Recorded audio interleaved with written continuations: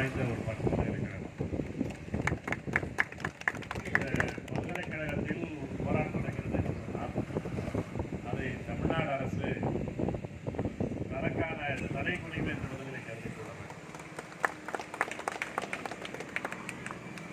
காரணம், இது பல அறிஞர்களை உருவாக்கி இருக்கிற பல்கலைக்கழகம். இன்றைக்கு உலகமே வியந்து டிஎன்ஏ ஆய்வு உட்பட நம்முடைய தமிழர்கள் வரலாற்றை பேசுகிறார்கள். உலகத்தின் முதல் மாந்தன் தமிழனாக இருப்பார், முதல் மொழி தமிழ் மொழியாகத்தான் இருக்கும் என்பதை இன்றைக்கு டிஎன்ஏ ஆய்வுகள் மூலமாக நிரூபித்திருக்கிறார்கள். ஆனால் அந்த கருத்தை மொழியியல் ஆய்வின் அடிப்படையில் இந்த பல்கலைக்கழகத்திலிருந்து தான் ஐயா தேவனைய பாவாணர் அவர்கள் முன்மொழிந்தார்கள். அதுதான் இன்றைக்கு கிட்டத்தட்ட 91 நாடுகளுடைய பயோடெக்னாலஜி, மைக்ரோபயாலஜி அறிஞர்கள் டிஎன்ஏ ஆய்வு செய்து இன்றைக்கு நிரூபித்திருக்கிறார்கள். அப்படிப்பட்ட ஒரு புகழ் வாய்ந்த பல்கலைக்கழகம் அது இடையிலே மோசமான தனியார் மையத்தினுடைய படு மோசமான நிலைமைகளை சந்தித்ததற்கு பிறகு இதை அரசு ஏற்று நடத்த வேண்டும் என்ற ஒரு நீண்ட போராட்டம் நடந்தது. அது ஒரு மக்கள் போராட்டம், ஒரு ஊழியர் போராட்டம் அல்ல, மாணவர் போராட்டம் அல்ல, ஒரு மக்கள் போராட்டம். அதே போல இந்த மருத்துவக் கல்லூரியை இந்த மருத்துவ பல்கலைக்கழகத்தோடு இணைக்க வேண்டும். தமிழ்நாடு அரசு மருத்துவமனையாக மாற்ற வேண்டும். அது மருத்துவ கல்வித்துறையினுடைய ஒரு பகுதியாக மாற்றப்பட வேண்டும் என்பதற்கான நீண்ட போராட்டம் அந்த மருத்துவக் கல்லூரி மாணவர்களும் சரி நாம் மக்களும் சேர்ந்து நடத்தினோம். அந்த போராட்டத்தில் நாம் பங்கேற்றிருக்கிறோம். அதே மாணவர்கள் காத்திருப்பு போராட்டம் நடத்தும் போது தலைவர் பணியரசன் அவர்களோடு நாங்கள் எல்லாம் பங்கெடுத்துக் கொண்டு அந்த போராட்டத்தில் நம்ம தம்பிகள் எல்லாம் தொடர்ந்து அவர்களோடு இருந்தார்கள். எனவே இங்கே நடக்கிற போராட்டம் என்பது நாங்கள் கலந்து கொள்வது என்பது அதிசயம் அல்ல. அது இயல்பாக நீங்கள் இருப்பது போலதான் நாங்கள் இருப்பது. தமிழ்நாடு அரசு இதுல மிக முக்கியமாக இந்த அயல் பணிக்கு அனுப்பியவர்களை அந்த நீங்கள் முதலிலே சொல்லி இந்த அரசாக எடுக்கிற போது அந்த அன்னைக்கு சிவதாஸ் மீனா இங்க இருந்தா அவர்களிடத்தில் பேசுகிற போது கூட நாங்கள் எங்களுடைய அமைப்பின் சார்பிலே மனு கொடுத்து பேசுகிறோம். இதை எடுப்பது என்பது மட்டுமே பிரச்சனை அல்ல. எடுக்கிற போது இதுல நீங்க அதனுடைய மறைமுகமான செய்தி என்னன்னா இந்த டிஸ்டன்ஸ் எஜுகேஷன் முடிச்சிருதுன்னு அதோட அந்த முடிவோடு தான் எடுக்கிறேன் ஆரம்பிக்கிறாங்க. அது ஏற்கனவே அதனுடைய தரம் சார்ந்த பிரச்சனை இருந்து அதை சமாளிப்பது வேறு, அதை சந்திப்பது வேறு. அது எந்த இடத்துலையும் வரதான் செய்யும். எல்லா இடத்துலையுமே குறிப்பாக இந்த டிஸ்டன்ஸ் எஜுகேஷன்ல இந்த நீங்க இதுல இந்திரா காந்தி யூனிவர்சிட்டியில அந்த பிரச்சனை வரதான் செய்யுது. அக்கா இந்திரா காந்தி யூனிவர்சிட்டியை முடிச்சுட்டு போயிட்டானா அதல்ல பிரச்சனை. இதை வரமுறைப்படுத்துவதற்கு, இதை ஒழுங்குபடுத்துவதற்கு முதல்ல ஒரு சீடு மணி ஒரு 500 கோடி ரூபாய் ஒதுக்குங்கள். அது கூட 4 ஆண்டுகளுடைய தவணையாக ஒதுக்கிக் கொள்ளலாம் என்பதெல்லாம் பேசணும். அதற்கான விவரங்களை எல்லாம் எடுத்து கொடுத்து பேசணும். அரசு எடுத்துக் கொடுத்து திட்டம் முடிச்சு போச்சா? அது அரசு எடுத்துக் கொடுத்து என்று சொன்ன பிறகு சிக்கன நடவடிக்கை என்ற பெயராலே எல்லாரையும் அயல் பணிக்கு மாற்றுவது என்று மாற்றிவிட்டால் நமக்கு என்ன சிக்கல்?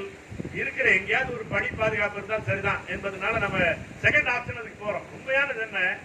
இந்த பல்கலைக்கழகத்தை நிலைப்படுத்தி இருக்க வேண்டும், நிலைப்படுத்தி இருக்க முடியாத காரியம் அல்ல. இதற்கான இடங்கள் இருக்கிறது, வாய்ப்புகள் இருக்கிறது. இன்னைக்கு இந்த மெரைன் பயாலஜி இருக்குன்னு சொன்னா இன்னைக்கு உலக புகழ் வாய்ந்த டிபார்ட்மெண்ட் அது. ஒவ்வொன்றும் இருக்கிறது. அந்த லிங்குவிஸ்டிக் டிபார்ட்மெண்ட் நீங்க உலகத்துல எல்லாரும் குறிப்பிடக்கூடிய ஒரு லிங்குவிஸ்டிக் டிபார்ட்மெண்ட் ஒவ்வொரு டிபார்ட்மெண்ட் சொல்ல முடியும்.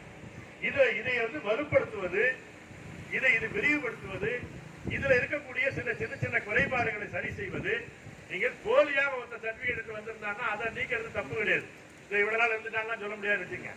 மற்றபடி இருக்கிற ஊழியர்களை பாதுகாப்பது என்பது இந்த பல்கலைக்கழகத்தை பாதுகாப்பது. இது பல்கலைக்கழகம் வேறு, இந்த இவர்கள் வேறு அல்ல. நீங்கள் ஒரு பரிசோதனை சாலையை, ஒரு லெபரட்டரியை நீங்கள் பாதுகாக்கிறீங்கன்னு சொன்னால், அதை விரிவாக்குறீங்கன்னு சொன்னால் அது லேப் அசிஸ்டன்ட் இருக்கிற விஷயம் அல்ல. அந்த படிப்புக்கான உறுதிப்படுத்துகிறேன் அர்த்தம். எனவே அந்த மாதிரியான யோசிக்காமல் இதை கடை நடத்துற மாதிரி பாத்தீங்கன்னா இருந்தா கஷ்டம் இல்லையா? ஒரு கம்பெனியில அப்படியே அரசாங்கம் எடுத்து எடுத்துன்னு வச்சுங்களேன், உடனே ப்ரூனிங் ஹேர் அதுக்கு பேர்லாம் நல்ல பேர் வச்சிருக்காங்க. ஹேர் கட்னா பட்ஜெட்டை கட் பண்றது. அது மாணவர்களை, கல்வியை, இந்த பல்கலைக்கழகத்தை பாழாக்கி விட்டு கட்டணத்தை பாதுகாத்து என்ன பண்ண போறீங்க? எனவே இந்த முறை என்பது தமிழ்நாடு அரசு இதனுடைய நிலை எங்கே போயிருக்குன்னு சொன்னால், இன்னைக்கு பழைய பல்கலைக்கழகம் சென்னையா இருக்கட்டும், மதுரையா பல்கலைக்கழகமா இருக்கட்டும், சம்பளம் போடுவதற்கு பணம் இல்லை, ஓய்வூதியம் போடுவதற்கு பணம் இல்லை. இதுல இந்த கெஸ்ட் லெக்சரர் நல்ல பேர் தான், கெஸ்ட் லெக்சரர் இல்லையா, ஆனரரியம் அதுக்கு பேரு, மதிப்பூதியம், மதிப்பில்லாத ஊதியம். அந்த ஊதியத்தை வச்சுக்கிட்டு காய்கறி கடை கூட போக முடியாது. இப்ப நம்ம பசங்க எல்லாம் இப்ப பிஹெச்டி படிக்க வேண்டாம்னு கூட தெரியல. பிஹெச்டி படிச்சா என்ன போய் எங்க படிக்க போறான்னு தெரியல. இப்ப அந்த மாதிரியான நிலைமை என்னன்னா, இன்னைக்கு ஒரு கல்வியை விரிவாக்குவது, உறுதிப்படுத்துவது என்று சொன்னால், இந்த மாதிரியான ஸ்காலர்ஸ் உருவாக்கணும், அதற்கான அடித்தளத்தை உருவாக்கணும், அதற்கான செலவு என்பது ஒரு முதலீடு. கல்விக்கு செலவு செய்வது என்பது ஒரு முதலீடு, ஒரு சோசியல் கேபிட்டல்.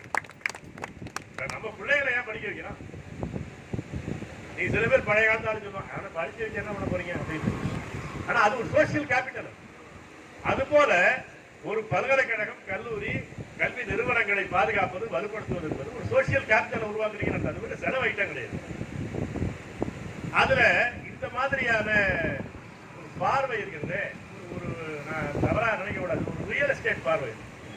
ஒரு கட்டணமா தான் பாக்குறது. இதை அப்படியே இடிச்சுட்டு வேற ஒண்ணு ஆக்குனா எல்லாம் பணம் கிடைக்குன்னு பாக்கணும் தவிர, நீங்க அது மாதிரி அரசு பள்ளிகள் உடனே ஆள் சேரல அப்படின்னா அது இன்ஃப்ராஸ்ட்ரக்சர் அதிகப்படுத்தி அதை பலப்படுத்தணுமே தவிர, வரல என்ன கூடுறேன்னா அது என்னது? அது ஒரு பொறுப்பான அரசாங்கத்துக்கான இது இல்லையே.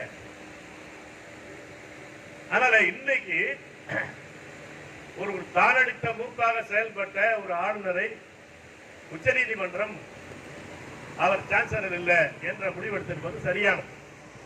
ஆனால் அதே நேரத்தில் அதனுடைய மறுபக்கம் என்ன?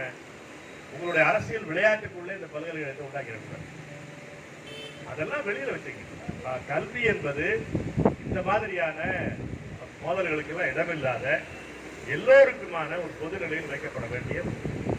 எனவே இந்த பல்கலைக்கழகத்தில் இருக்கிற அயற்பணி ஊழியர்களாக இருக்கட்டும், ஓய்வூதியர்களாக இருக்கட்டும், இதுல ஒண்ணுகளை நீங்க என்ன வேணாலும் முடிவெடுங்க. இங்கதான் வச்சுக்கணும், இங்கதான் கொடுக்கணும், கொடுங்க, அது சொல்லி பண்ணி. ஆனா அதுக்கான பணத்தை கொடுங்க. இங்க எங்களுக்கு ஒண்ணு இந்த கவுண்டர்ல தான் வாங்கிக்கணும் அப்படின்னு கிடையாது. அங்க அயற்பணியில இருந்துட்டா உங்களுக்கு சிரமம் இல்லை, பரவலாக்கி இருக்கிறீங்க. அங்கங்க கொடுத்துட்டா உங்களுக்கு பிரச்சனை இல்லை. சரி, இல்ல நம்ம இங்கதான் கொடுக்கணும்னா அதுக்குரிய பணத்தை கொடுங்க, அவ்வளவுதானே. நீங்க இதெல்லாம் செய்யாம நீ அங்க கொடுக்குறியா அங்க கொடுக்குறியா பிரச்சனை இல்லை, பணம் இருக்கா இல்லையான்றதான் பிரச்சனை. பணத்தை ஒதுக்கீடு செய்வது என்பது ஏதோ ஒரு செலவு ஐட்டமாக நினைக்க கூடாது. இது ஒரு கல்வி நிறுவனத்தை நிலைப்படுத்துவது, அதன் வழியாக இது இவ்வளவு ஒரு மென்டல் டென்ஷன் இருக்கிற ஒரு ஆசிரியர் அல்லது ஒரு ஆசிரியர் அல்லாத பணியாளர், அவர் அந்த வேலையை எப்படி செய்வாரு? இந்த பசங்கள்ட்ட எப்படித்தான் நடந்துக்குவாரு? இப்ப நீங்க வெறும் அந்த பையனுக்கு அது தெரியாது, இவன் பையன் ஆசிரியரோட மோதிக்கிட்டு இருப்பான், ஒரு புண்ணாக்கு ஆக போறது. அதனால இது அரசு என்பது இது ஒரு கல்வி நிறுவனம், ஒரு தொழில் நிறுவனத்தை நடத்துகிற ஒரு நிர்வாக நேர்த்தியும், கல்வி நிறுவனத்தை நடத்துகிற போது இருக்கக்கூடிய தாய்மை உள்ளமும் இணைந்ததாகத்தான் ஒரு கல்லூரி நிறுவனத்தை நடத்துகிற போது இருக்க வேண்டும். எனவே அந்த அடிப்படையில் இவ்வளவு நாள் 28 நாள் காத்திருப்பு போராட்டம் என்பது தமிழ்நாடு அரசு இவ்வளவு நாள் பாராமுகமாக இருப்பது இவர்களுக்கு குறையில்லை, தமிழ்நாடு அரசுக்கு தான் தலை குனிவு என்பதை புரிந்து கொள்ள வேண்டும். இந்த கோரிக்கைகளை இவர்களோடு பேசி ஒரே நாளில் தீர்த்த முடியுங்கிறதுல சிலது இருக்கலாம், முடியாம இருக்கலாம். ஆனா அதுக்கு ஒரு பேசுவோர் பண்ணுங்க, பேச்சுவார்த்தை நடக்கும். முதல்ல பிரெஞ்சு அவர்களை பேசிட்டாலே வழிமுறைகளை சொல்ல வேண்டிய பொறுப்பு ஊழியர் சங்க அமைப்புகளுக்கு வந்துடும். நீங்க பேசினாலே கௌரவம் போயிடும், என்ன பண்ண முடியும்? பேசினால்தான் உங்களுக்கு கௌரவம், பேசினால்தான் உங்களுக்கு வெளியில நின்று பிடிப்பினா ஒரு பேர் பேசிக்கிட்டு தான் உங்களுக்கு கௌரவம். அது உங்களோட அறையில இருந்து பேசி அதுக்கான வழிமுறைகளை நீங்க கேளுங்க. என்னென்ன பிரச்சனைகள் இருக்குது எங்களுக்கு, நீங்க கேட்கற கோரிக்கையை நான் கேட்டுக்கலாம். ஆனா எங்களுக்கு இது நிறைவேற்றல உள்ள பிரச்சனைகள் இருக்கு, என்ன வழின்னு சொல்லுங்க. ரெண்டு பேரும் சேர்ந்து யோசிப்போம். அது என்ன நம்ம அங்காளி பங்காளி சண்டையாது, ரெண்டு பேரும் சேர்ந்து யோசிப்போம். அதுல இது உடனடியா இந்த விஷயங்கள் செய்ய முடியும், இன்னும் கொஞ்ச நாள் கழிச்சு அதுக்கு பண்ண முடியும், பேசுவோம். அது என்ன பிரச்சனை? நமக்கு ஒண்ணு நிர்வாகம் நடத்துறது தெரியாமலாம் கிடையாது, ஒரு அரசாங்கத்தில் இருக்கக்கூடிய சங்கடம் தெரியாம கிடையாது. அப்ப இது இந்த மாதிரியான ஒரு பொறுப்பான அணுகுமுறை தமிழ்நாடு அரசு இந்த கல்வித்துறை. நம்ம கோவி சேனியெல்லாம் ஒரு நல்ல அறிவார்ந்த நண்பர் நமக்கு, திருவிடை மருத்துவர். அவர் பல நிகழ்ச்சிகள் நம்மளோட பங்கெடுத்துக் கொண்டிருப்பவர் தான், கட்சி கடந்து ஒரு அறிவார்ந்த நண்பர். அவரெல்லாம் யோசிக்கணும்.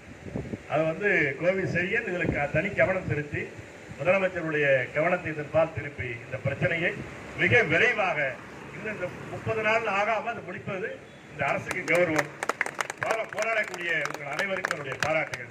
தமிழ் தேசிய பேரியக்கம் உங்களோடு எப்போதும் இருக்கும். நன்றி.